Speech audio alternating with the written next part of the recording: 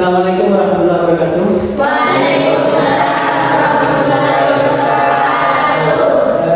Bagaimana kabarnya hari ini anak-anak? Baik. Tapi sehat semua ya. Baiklah, untuk hari ini sebelum kita memulai pelajaran, marilah kita berdoa bersama-sama. Untuk doa bisa dipimpin oleh Ketua Kelas. Silakan dipimpin Ketua Kelas. Sebelum berdoa, marilah kita membaca doa. Membaca doa mulai.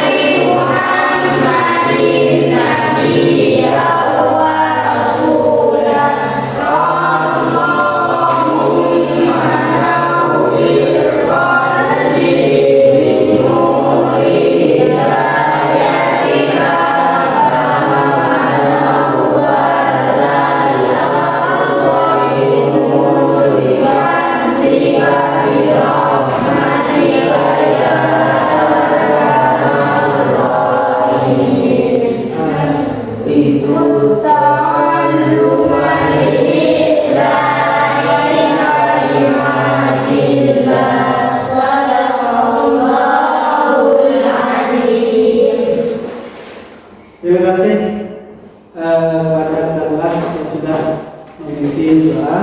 Baiklah, untuk sebelum kita memulai kegiatan hari ini, saya absen dulu ya.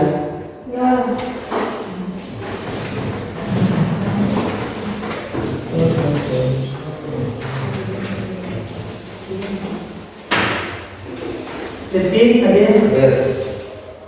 Aiman, Aini, Hadiah. Marcella, Selvi, Eva, Fahri, terus Ari. Baiklah, untuk hari ini semuanya hadir. Alhamdulillah tidak ada yang sakit ya. Semoga kegiatan hari ini kita bisa melaksanakan secara maksimal agar nanti hasilnya juga maksimal. Sebelum kita mulai kegiatan, ya marilah kita briefing dulu. Silahkan berdiri.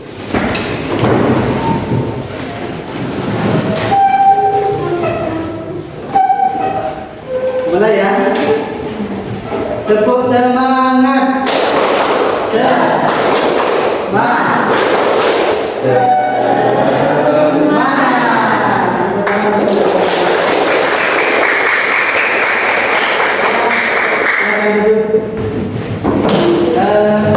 Untuk materi sebelumnya itu kita sudah membahas beberapa materi, di mana ada yang namanya coding ya, itu kita sudah pelajari. Sekarang untuk materi kali ini kita akan belajar tentang algoritma dasar dengan aktivitas nyata. Ya. Kira-kira kalian di rumahnya pernah membuat sebuah STM? Pernah ya? Kira-kira bagaimana prosesnya? Terus?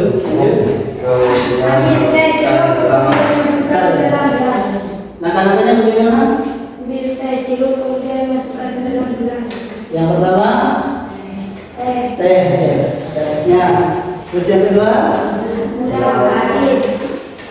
ada gula pasir. Terus yang ketiga Air panas. Harus ada air panasnya ya. Terus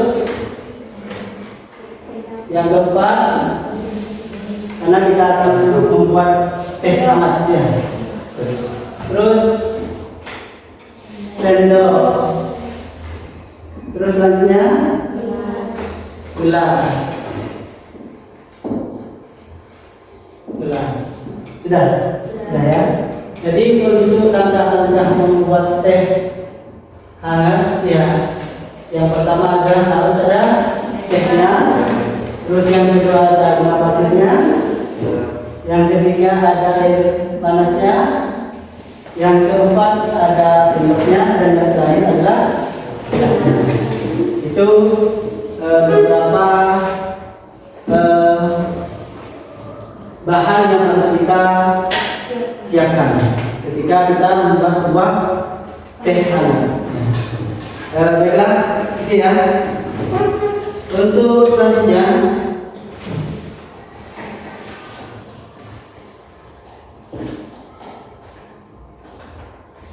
saya akan menjelaskan materi di mana materi yang kita pelajari untuk hari ini yaitu tentang berpikir komputasional. Ya. Apa berpikir komputasional? Jadi berpikir komputasional itu pengertiannya berpikir secara logis, sistemis dan struktur untuk menyelesaikan masalah dengan meniru cara kerja komputer. Jadi yang disebut dengan berpikir komputasional itu seperti itu. Jadi logis masuk akal ya, sistemis dan juga terstruktur dengan cara meniru kerja komputer. Terus kita lanjutkan ciri-ciri berpikir komputasional. Yang pertama adalah dekomposisi, di mana dekomposisi itu memecahkan masalah besar menjadi bagian yang kecil. Di masalah yang besar itu kita jadikan sesuatu masalah yang kecil lagi. Itu yang disebut dengan dekomposisi. Terus selanjutnya yang kedua, mengenal pola, yaitu mencari kesamaan atau pola dalam masalah. Itu ya. Jadi mengenal pola. Terus yang ketiga adalah abstraksi, yaitu mengambil informasi penting dan menggambarkan detail yang tidak perlu. Jadi itu yang penting-penting saja, yang abstraksi. Terus yang keempat yaitu algoritma. Algoritma itu menyusun langkah-langkah sistemis untuk solusi. Bagaimana kita untuk mencari solusi dengan cara menyusun langkah-langkahnya. Seperti itu. Sudah ngerti? Itu yang ciri-ciri dari berpikir komputasional. Ya. Terus kita lanjut.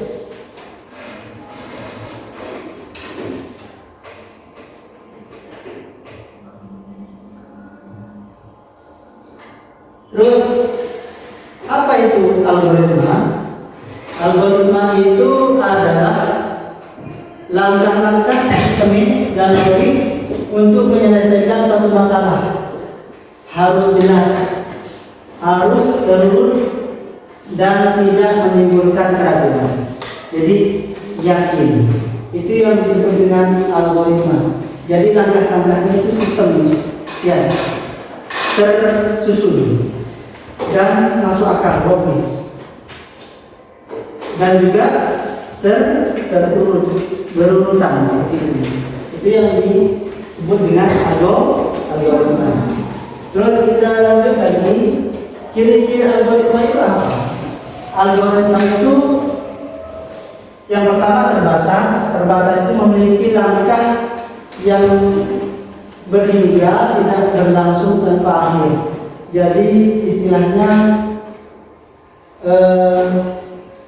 ada batasannya, seperti itu. Itu adalah ciri-ciri algoritma. Yang kedua adalah jelas. Setiap instruksi mudah dipahami. Jadi kalau misalkan ada instruksi, ada perintah, itu mudah dipahami. Terus yang ketiga itu terurut, jadi berurutan. Langkah dikerjakan sesuai urutan-urutan, ya, dari mulai suatu proses dan juga nanti hasil dan akhirnya, ya, seperti itu. Terus efektif, bisa dilaksanakan dengan benar. yang terakhir adalah punya output, punya keluaran. Jadi menghasilkan solusi atau jawaban seperti itu. Itu yang disebut dengan beberapa ciri-ciri algoritma. Dan terus kita masuk lagi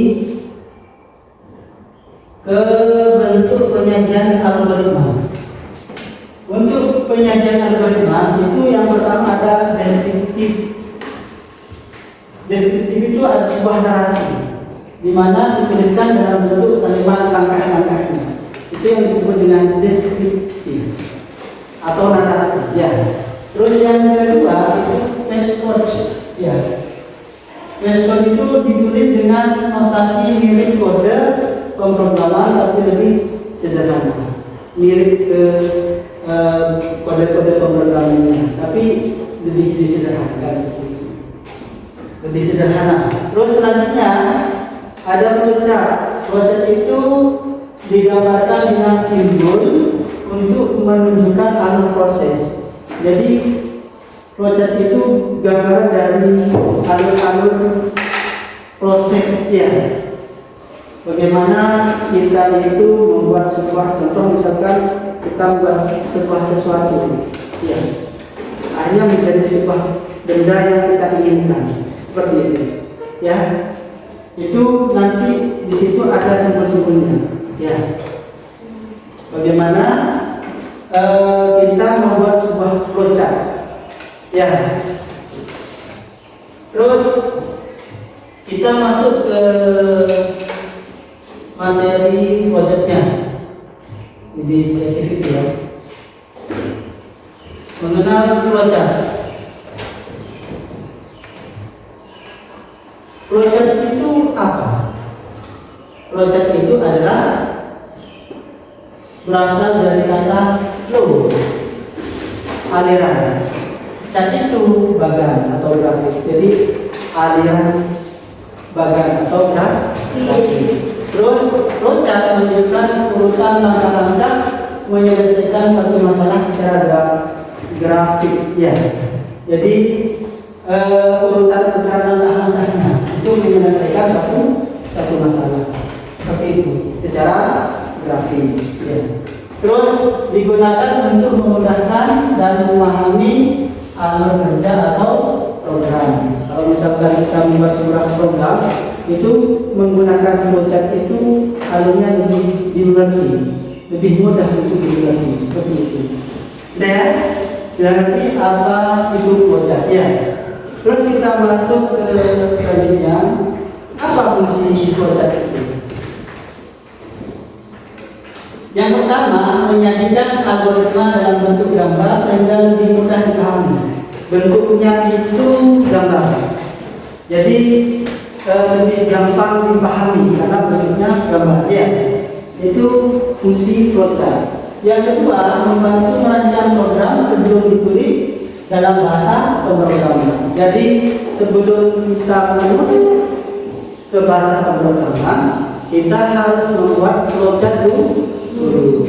Terus yang ketiga, memudahkan komunikasi ide antar siswa, guru atau programmer. Jadi lebih mudah berkomunikasinya, ya. Ide-ide dari siswa atau guru atau programmer, ya. Terus yang keempat, mengurangi kesalahan karena langkah-langkah visualisasikan dengan jelas, divisualisasikan dengan jelas. Itu adalah beberapa fungsi dari flowchart, itu ya. Terus ini simbol dari flowchart. Yang pertama ada simbolnya ini. Ini adalah oval, ya. Oval itu fungsinya untuk memulai atau selesai. Jadi simbolnya harus ada ovalnya. Jadi seperti ini. Kita mulai, jadi harus ada simbol oval atau kita mengakhiri atau selesai, ya. Mulai, selesai, ini. Terus selanjutnya ada persegi panjang. Persegi panjang itu apa? Fungsinya proses atau kegiatan. Jadi kalau kita melakukan sebuah proses atau kegiatan, kita simbol persegi panjang. Ya, persegi panjang itu menunjukkan bahwa ada proses di situ atau melakukan sebuah kegiatan. Berarti ya. Terus yang ketiga adalah jajar tenja. Jajar tenja itu ketika kita memberikan input atau tidak atau keluarannya, masukan atau keluaran, itu menggunakan simbol jajar tenja. Terus selanjutnya simbol flowchart belah ketupat.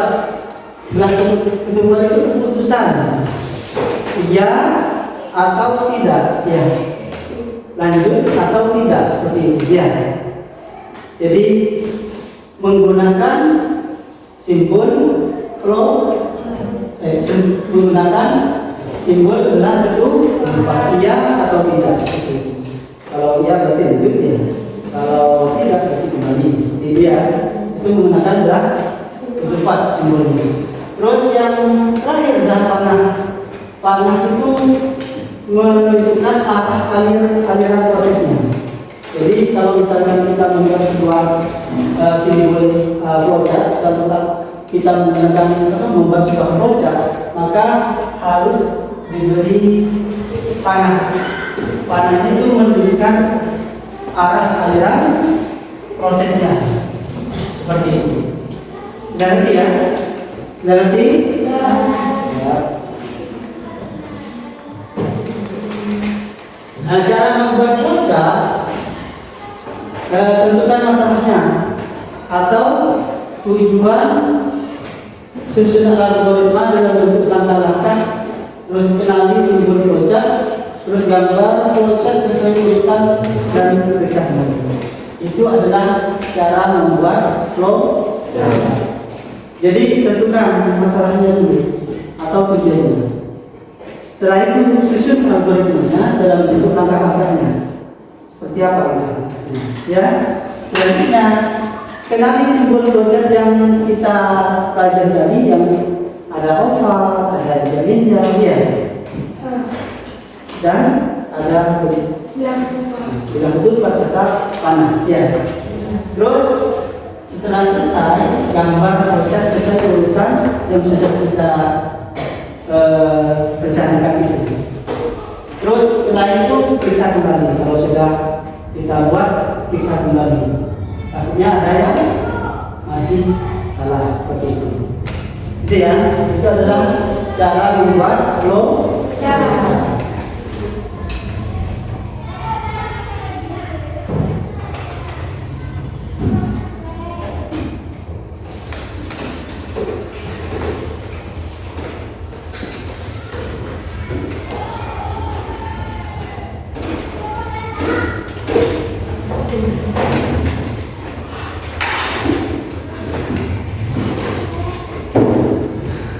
Terus selanjutnya ini gambaran dari algoritma dan flowchart. Jadi kalau algoritma itu semacam seperti ini, tidak ada istilahnya simbol-simbolnya ya. Jadi hanya proses dari awal sampai akhir seperti apa. Kalau yang ini yang kita misalkan kita menggunakan flowchart itu harus ada simbol-simbolnya. Ya. Jadi ada oval, ada ninja, ada persegi panjang, dan juga yang terakhir oval. Jadi kalau dimulai dari oval, kalau mulai kita menggunakan simbol oval, kalau mengakhiri menggunakan simbol oval juga. Ya, kalau algoritma seperti ini. Ini adalah perbedaan dari algoritma dan flowchart. Itu ya materi yang kita pelajari sekarang. Untuk selanjutnya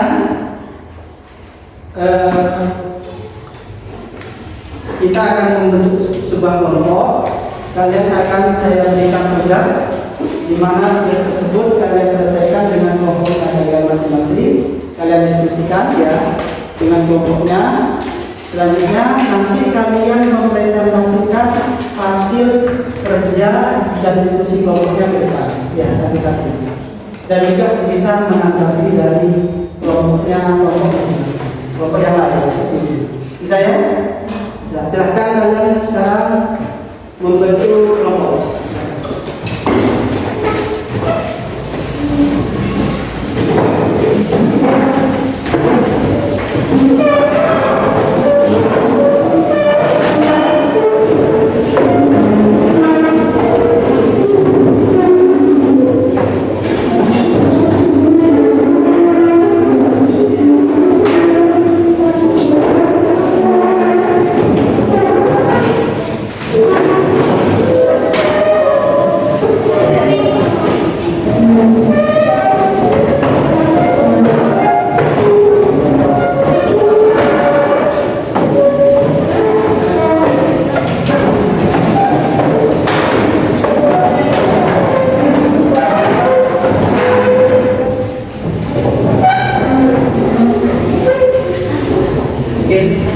Sudah ya.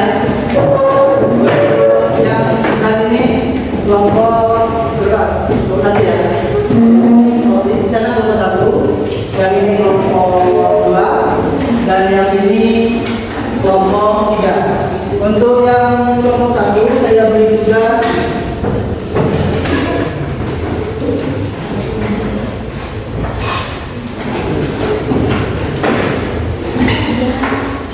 yang di sini adalah tugasnya membuat flowchart, menghitung luas persegi panjang. Ya, jadi panjang dari luas seperti itu tadi. Tapi kalian buat flowchart ya. Setelah itu kalian diskusi dulu dan diskusi baru. Terus yang kelompok dua itu saya beri tugas membuat flowchart ya, membuat ya, instan. Jadi kalian yang nomor dua saya beri tugas untuk semua membuat instan tapi berbentuk flowchart ya. Terus yang di sini itu ini saya beri tugas instan juga ya, instan juga agar nanti walaupun sama tapi mungkin nanti ada perbedaan dari bagaimana cara membuat flowchartnya ya. Itu ya. Terus saya kalian untuk membuat sebuah atau menyelesaikan tugasnya, tugas diskusinya ini ada lembaran kerja di mana kalian itu ketika berdiskusi nanti kalian membuat atau proyeknya di sini ya. Jadi ya, sudah jelas. Jadi ini adalah lembaran kerjanya. Terus di sini ada langkah-langkahnya. Ya, langkah-langkahnya bagaimana menyelesaikan tugas yang sudah saya berikan kepada kelompok-kelompok masing-masing. Kelompok satu, kelompok dua, dan kelompok tiga. Sudah jelas ya. Di sini ada langkah-langkahnya. Saya beri lembaran kerjanya setiap kelompok.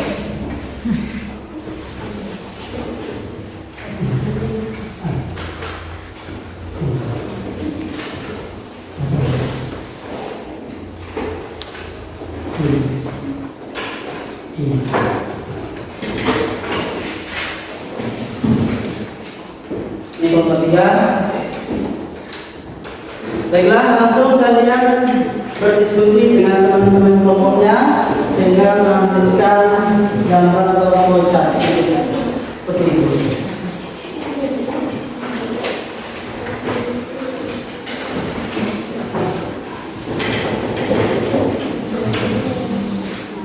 Silakan kerjakan.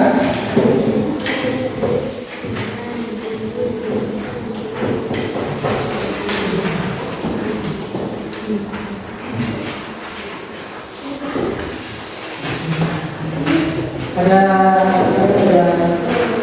kesulitan dalam membuat itu apa namanya algoritmanya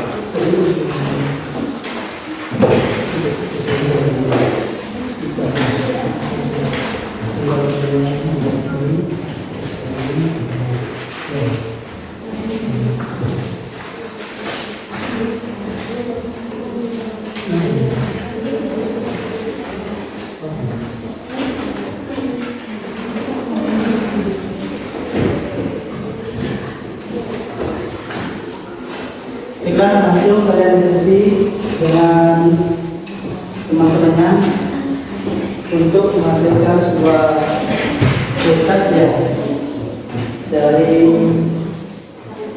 tugas yang saya berikan tadi.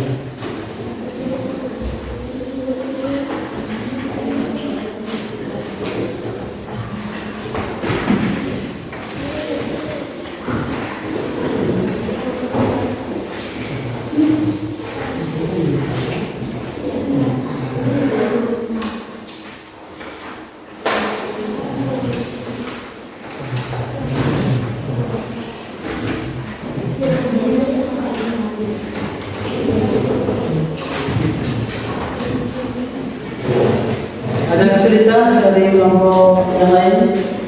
Silakan bisa tanya.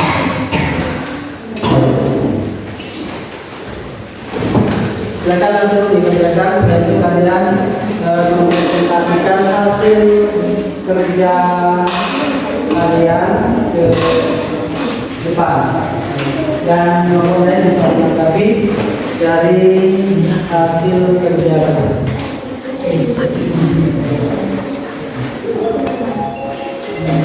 Silakan.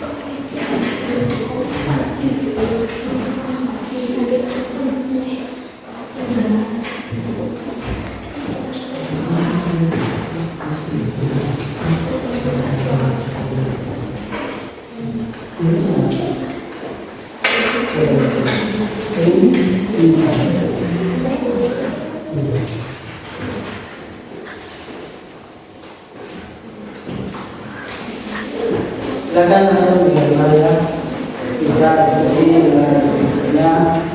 Nah, beliau itu untuk membuat atau mengubah simbol-simbol dari proyeknya. Karena dari situ ada langkah-langkah yang harus saya pahami juga dengan simbol yang sudah ada dan sudah kita pelajari tadi ya. Silakan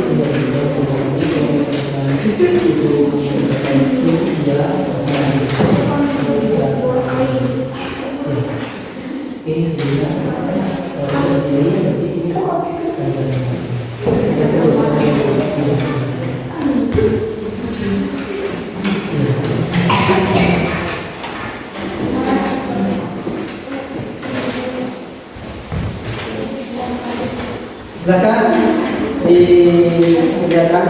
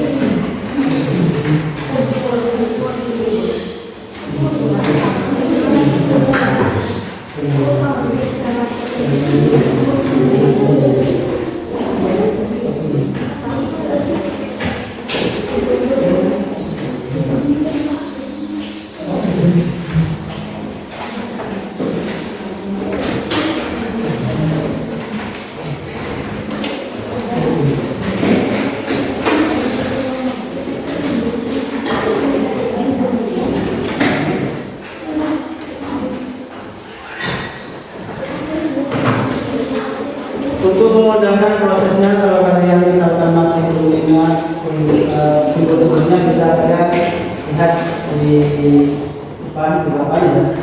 Itu yang kita pelajari tadi sebelumnya. Silakan langsung kalian buat.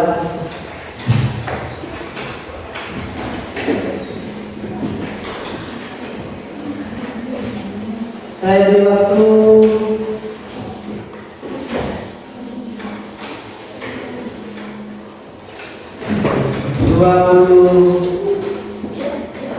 15 menit Pak, 10 menit Pak, 15 menit untuk menyelesaikan. Iya, 20 menit. Oke, yang beri waktu 20 menit untuk menyelesaikan acara ya. Setelah itu kalian presentasi.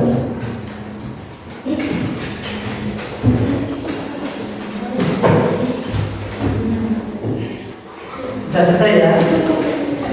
Kalau misalkan lebih cepat selesainya, bisa kita presentasi ya.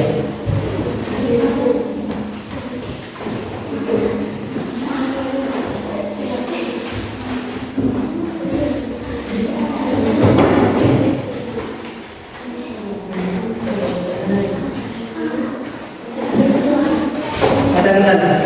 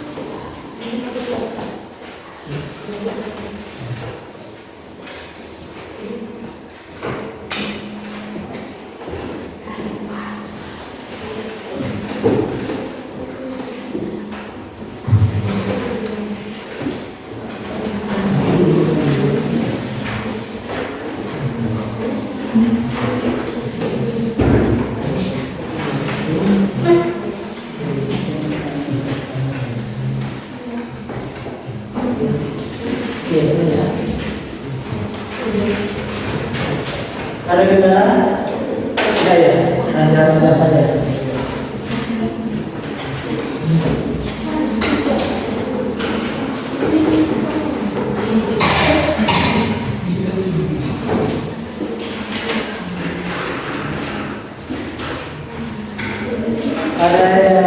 yang mau bertanya?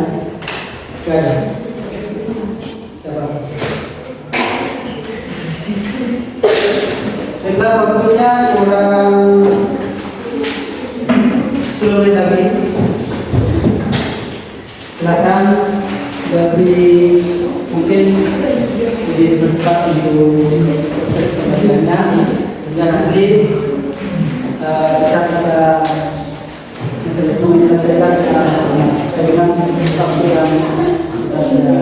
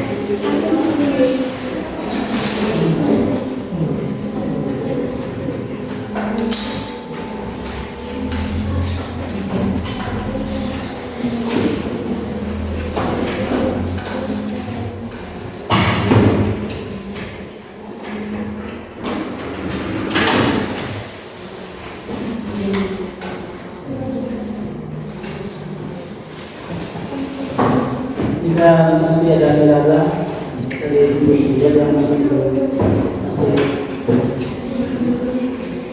ada yang lupa ya, kita lihat bisa benar benar.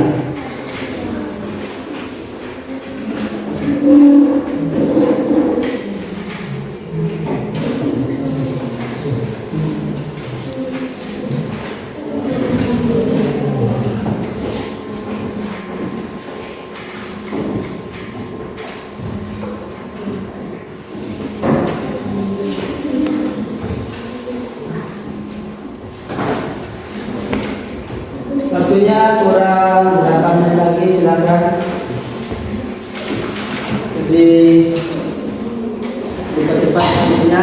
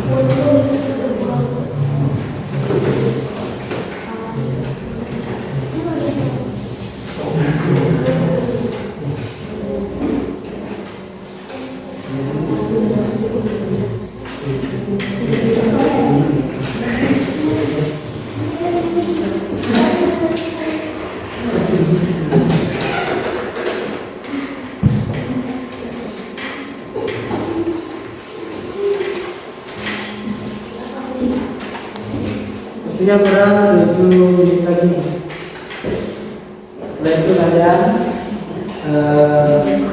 kelompok untuk mempresentasikan hasil diskusi kelompoknya ke depan, dan kelompok yang lainnya bisa menanggapi hasil kelompok yang lain.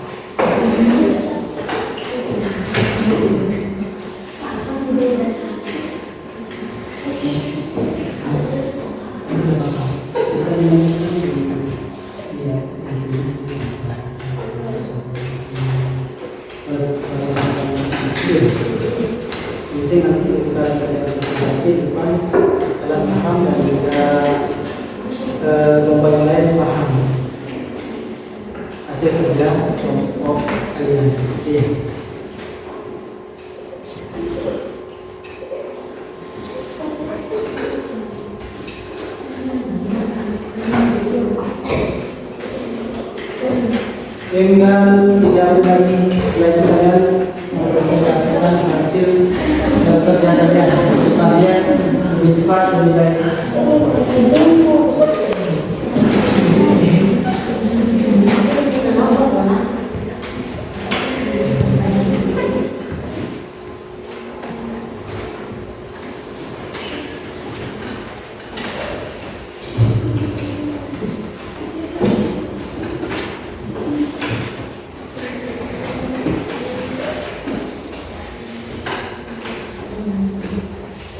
Ada pertanyaan atau belum ngerti tentang simposium ini? Sudah ya?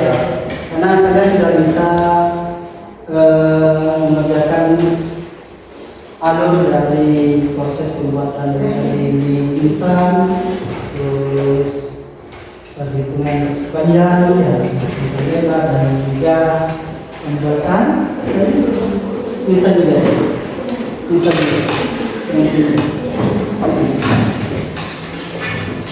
Waktunya tinggal 2 menit.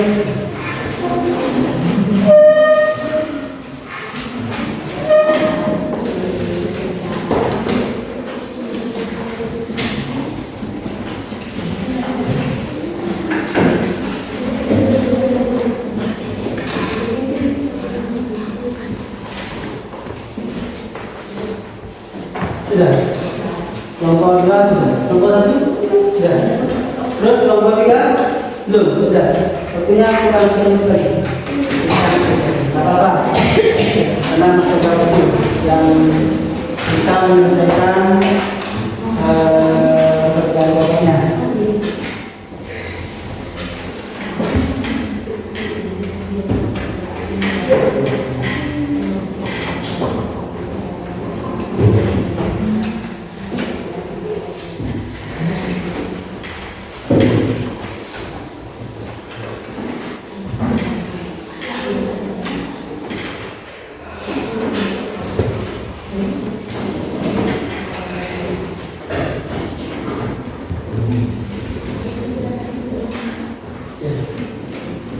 Nanti penjelasannya satu kelompok ya akan kita semua ya kelompok itu dan ya lagi ada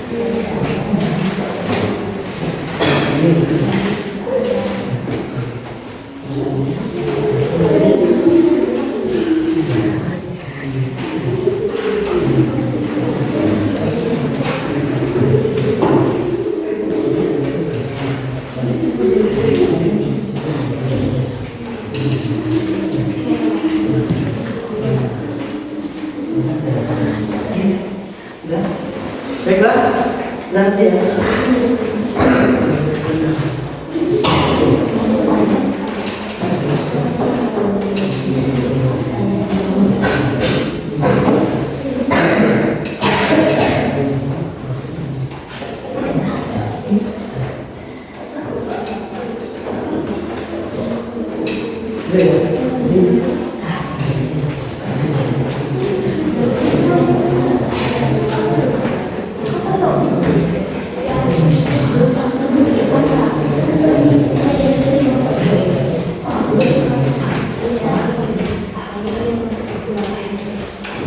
Sudah ya, waktunya sudah habis ya. Jadi sudah habis. Untuk selanjutnya kita presentasikan, kalian mempresentasikan hasil diskusi kelompoknya ke depan kelas. Ya. Langsung dari kelompok berapa? Langsung dari kelompok satu, silakan ke depan untuk mempresentasikan hasil diskusi kelompoknya. Silakan ke depan.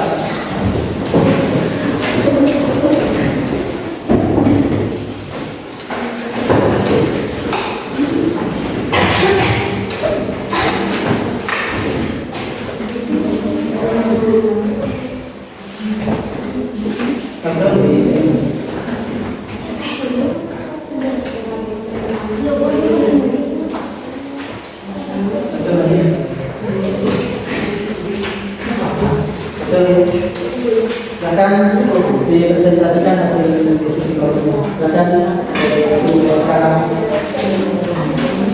Assalamualaikum warahmatullahi wabarakatuh. Selamat pagi teman-teman. Pagi. Pada kesempatan kali ini kami dari kelompok 1 ingin mempresentasikan proyek tentang cara menghitung luas persegi panjang.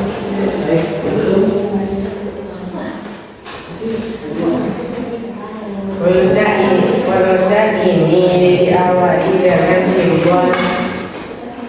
simbol start atau mulai. Setelah ini langkah pertama adalah memasukkan nilai panjang dan nilai panjang dan lebar persegi panjang. Selanjutnya kita menghitung luasnya dengan menggunakan rumus, yaitu luas sama dengan panjang dikalikan lebar.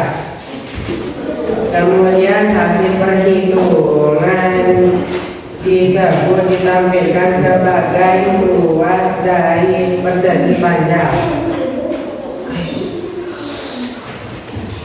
Dan terakhir, perucat ini diakhiri dengan simbol N atau selesai.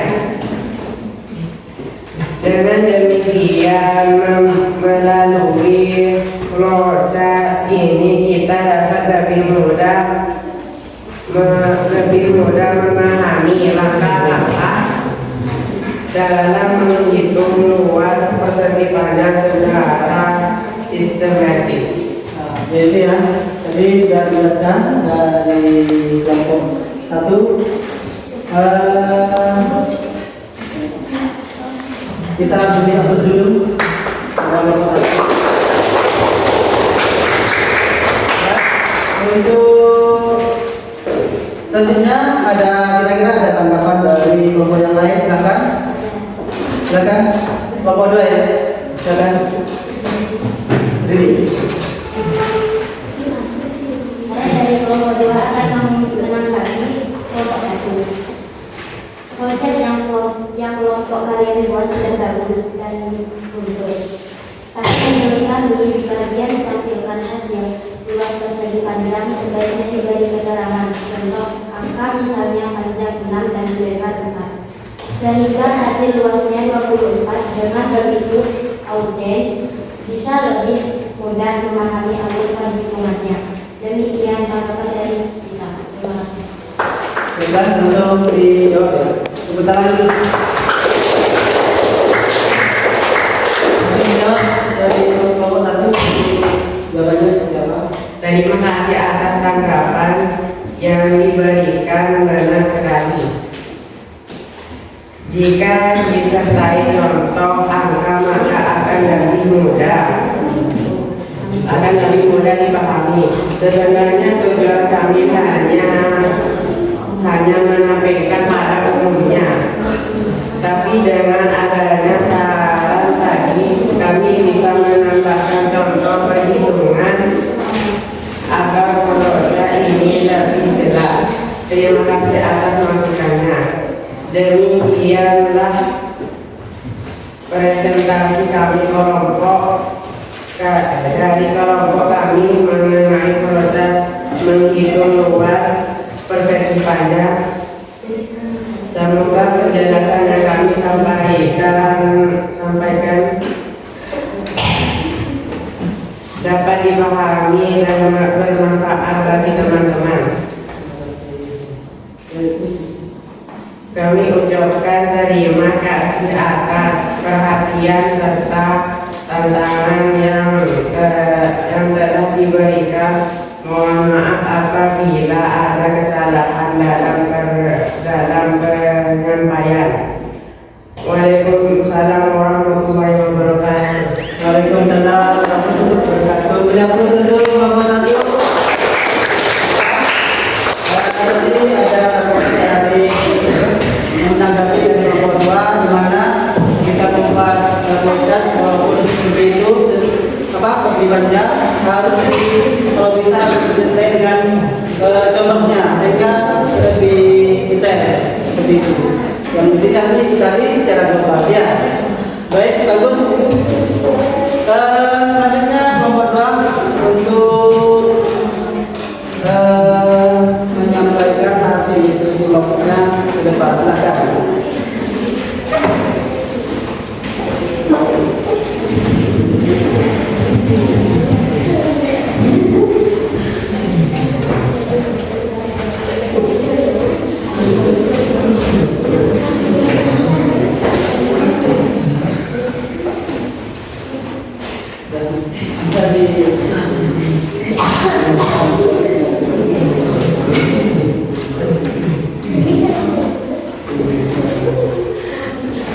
Silakan untuk presentasikan hasil diskusi. Assalamualaikum warahmatullahi wabarakatuh. Waalaikumsalam warahmatullahi wabarakatuh. Selamat pagi teman-teman dan Bapak Guru. Hari ini kami dari kelompok 2 akan menjelaskan flowchart membuat instan. Flowchart ini adalah diagram yang menunjukkan langkah-langkah dari awal sampai akhir dalam membuat instan. Langkah pertama dimulai dengan start, yaitu menyiapkan alat dan bahan. Alat dan bahan yang diperlukan yaitu panci, kompor, air, sendok, mangkok, dan mie instan. Setelah semua siap, langkah berikutnya adalah menyiapkan kompor. Kemudian panci diletakkan di atas kompor dan air dipanaskan sampai mendidih. Jika air sudah mendidih, mie instan dibuka lalu disiapkan. Antara bumbu dan mie selanjutnya mie dimasukkan ke dalam panci berisi air mendidih dan ditunggu hingga matang. Jika mie sudah matang, mie dituangkan ke dalam mangkok. Setelah itu, mie dicampur dengan bumbu lalu diaduk hingga merata. Langkah terakhir adalah mie siap untuk dimakan. Dari flowchart ini, kita bisa melihat bahwa membuat mie instan memiliki urutan yang jelas, mulai dari persiapan, proses memasak, sampai mie siap dinikmati. Sekian penjelasan dari kami tentang proses membuat mie instan. Terima kasih. Terima kasih. Dari kelompok lain ada yang menanggapi? Silakan. Silakan dari kelompok 3 ya. Saya dari kelompok 3 akan memberi pendapat terhadap kelompok 2. Terima kasih atas presentasinya penjelasan tentang membuat mie instan sudah terkesan. Hanya saja mungkin bisa ditambahkan langkah terakhir yaitu menyajikan mie instan dengan bumbu di mangkok secara keseluruhan sudah bagus dan sudah cukup. Demikian tanggapan dari kelompok kami. Terima kasih atas masukannya. Benar sekali. Seharusnya langkah terakhir yaitu menyajikan mie instan dengan bumbu di mangkok juga kami tambahkan. Nanti akan saya lengkapi supaya flowchart lebih sempurna. Terima kasih atas tanggapan dan apresiasinya. Demikian presentasi dari kami tentang flowchart membuat mie instan. Semoga apa yang saya sampaikan dapat dipahami dengan baik dan bermanfaat. Terima kasih atas perhatian teman-teman dan Bapak Guru. Assalamualaikum warahmatullahi wabarakatuh. Waalaikumsalam.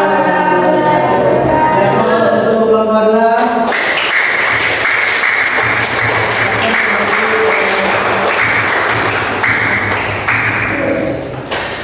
Setelah tadi ya kelompok 1 sudah sekarang kelompok gimana tanggapan kalian untuk yang kelompok 2 hasilnya? Jadi sedikit ya. Jadi kelompok 2 sudah mempresentasikan hasil kerjanya setelah kelompok 1. Sekarang kelompok 1 bagaimana hasil presentasinya menurut kalian? Bagus. Sudah langsung sekarang saya beri waktu untuk kelompok 3 mempresentasikan hasil kerja kelompok. Silakan.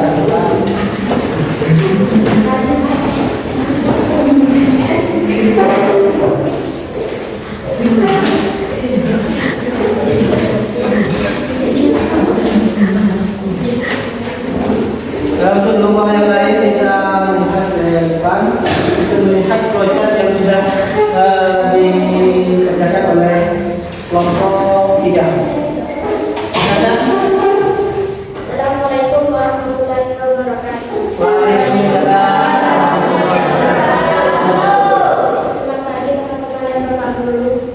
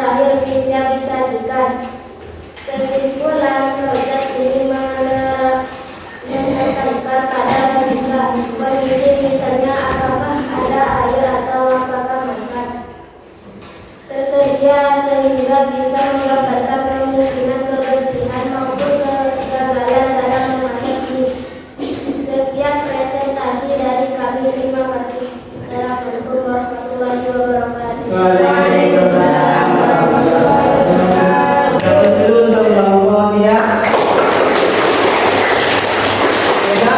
Ada yang menanggapi dari kelompok yang lain? Kelompok berapa yang mau dicampur? Silakan, kelompok 1. Menurut kami kedua proyek kelompok 2 dan 3 sama-sama menggambarkan proses memasak mie instan, namun memiliki perbedaan dalam langkah dan detail penyajian.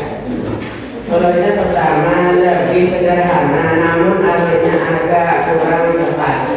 Misalnya, mie langsung dimasukkan ke dalam air sebelum mendidih. Padahal seharusnya air dipanaskan terlebih dahulu hingga mendidih, baru mie dimasukkan. Selain itu, proses pertama juga menambahkan perjabangan kondisi seperti ada air atau gas habis, sehingga terlihat lebih lengkap dari segi logika, seperti urutannya kurang sesuai praktik sebenarnya.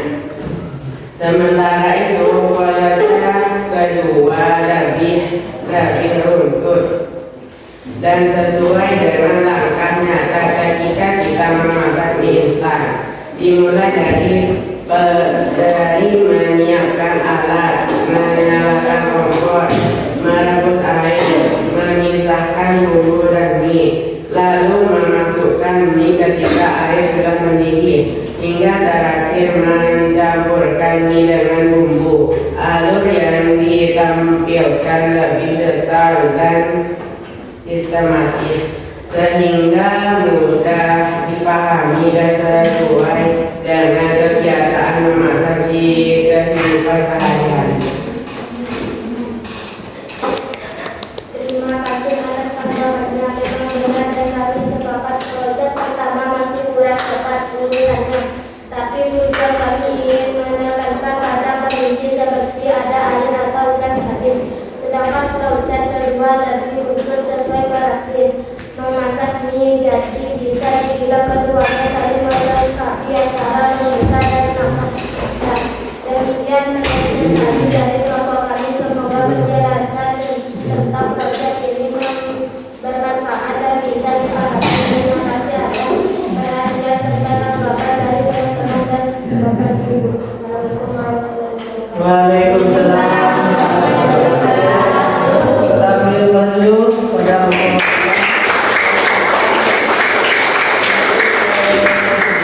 pertanyaan. Kita beri untuk kelompok 3 apa? Baiklah,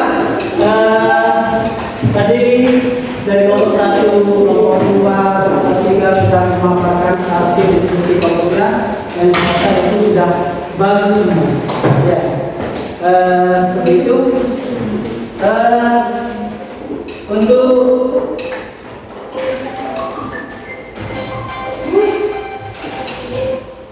selanjutnya ya,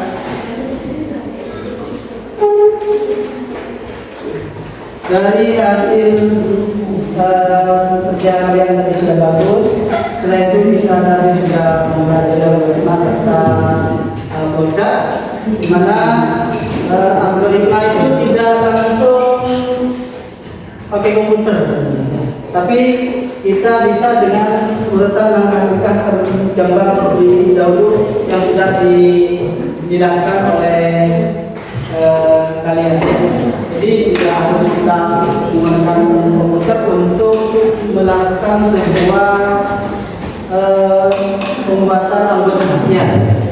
Jadi menggunakan seperti yang tadi sudah lumayan bagus ya, seperti ini.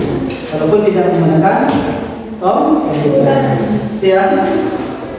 Terus sekarang saya tanyakan ya, apa bedanya algoritma dengan proses? Benar? Ya. Kira-kira ada yang tahu? Algoritma, ya silakan. Ya, silakan pilih. Apa bedanya algoritma dengan flowchart? Algoritma adalah langkah-langkahnya, Ya. flowchart adalah namanya. Algoritma adalah langkah-langkahnya, flowchart adalah gambarnya. Silakan beri halus untuk nomor 2. Setelah itu anak-anakku saya beri tugas rumah ya PR ya, dimana kalian nanti membuat flowchart dan algoritma ya, dan mengerjakannya di rumah ya. Flowchart algoritmanya itu tentang bagaimana cara, silakan dicatat ya, silakan dicatat. Cara prosesnya bagaimana kita membuat sebuah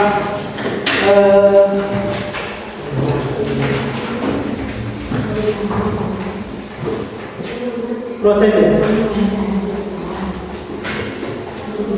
membuat kursi ya, membuat kursi. Jadi langkah-langkahnya seperti apa ya, algoritmanya seperti apa, flowchartnya seperti apa ya. Dan yang kedua adalah membuat algoritma dan flowchart proses ketika kalian mau berangkat sekolah. Apa yang kalian kerjakan ya, mulai dari rumah dan sampai ke sekolah ya. Mulai dari tidur, mungkin bisa jadi ya, dari tidur, bangun tidur terus lanjutkan ke sampai berangkat ke sekolah ya. Bisa ya? Bisa ya? Baiklah, paham semua sekarang? Dari yang kita pelajari ya, alhamdulillah kita sudah bisa melaksanakan kegiatan secara maksimal ya. Baiklah, untuk selanjutnya kita